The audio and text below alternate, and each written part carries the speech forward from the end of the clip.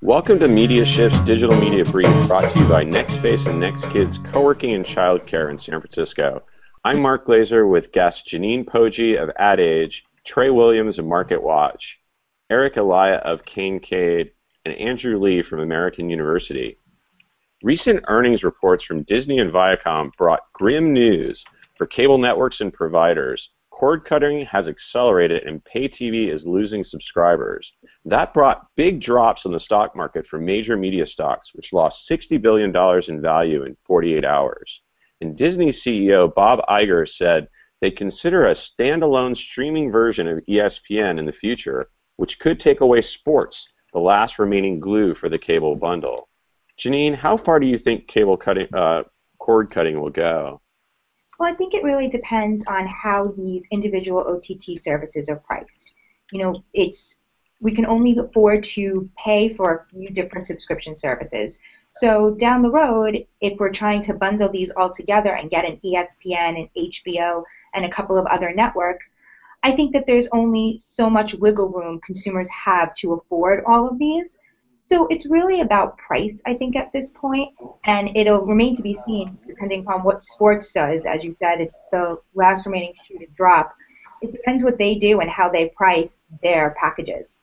Are there long-term issues with media conglomerates such as Disney and Viacom, or was this a short-term correction in stock prices? I think it was a short-term correction. I think as long as some of these companies are able to use the brands that they have and, put out some direct-to-consumer and over in OTT, options that you'll see, some of the confidence, go back into those media companies. Yeah. And Eric, how many streaming services do you think we can afford, and how would ESPN fit into that? I think what we're going to see happen over time is not cancellation or dismissal of paid TV services, just potentially migration to new services, and the value of the aggregator is going to be more important than ever.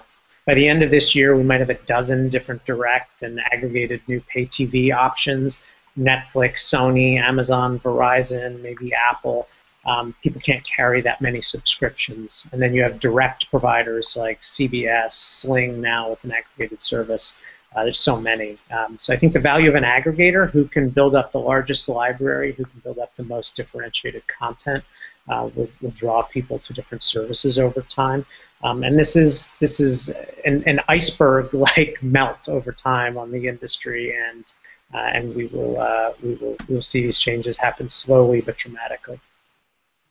And Andrew, do you think the rise of so many distribution outlets puts content producers in the driver's seat?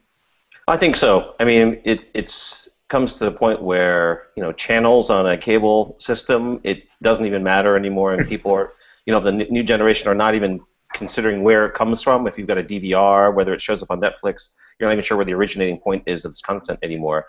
You just care about what the end user experience is, and for most people, the Netflix ecosystem is the one that gives them the most flexibility, the most discoverability, and the way to get the content where they want, when they want it. And that's the big challenge for these big cable operators. On the other hand, live programming is still a big thing that they can build their future on if they can make it work. And that's the one thing that is hard to replicate.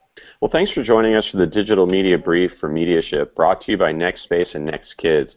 Learn more about their pioneering program combining co-working and childcare at nextspace.us/nextkids.